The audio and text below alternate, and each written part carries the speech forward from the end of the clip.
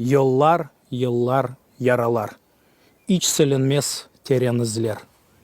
Derya olup akkan yaşlar, kurban olgan ömürler.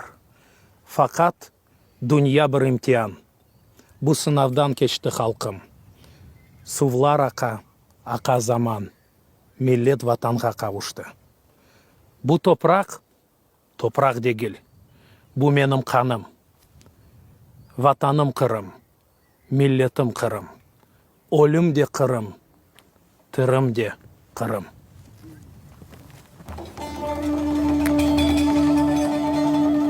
Güzelsin güzel, dağların yüce, yürekte varsın, diz çökerecek. Sendedir bilem, ömrümün sırrı. Yalnız sensin, yüreğim yürü.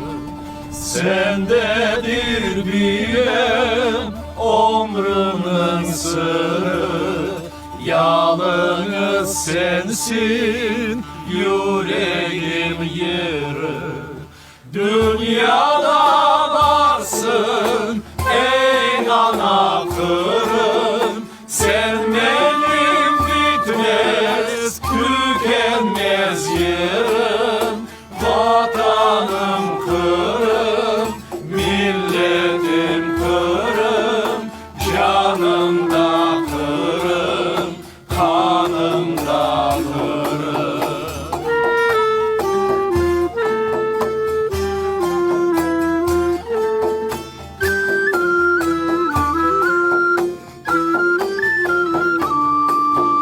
Hicretten kaytam hep tamçı tamçı.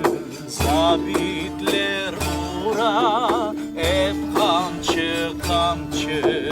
Dişlerim sıkı yol aldım orada.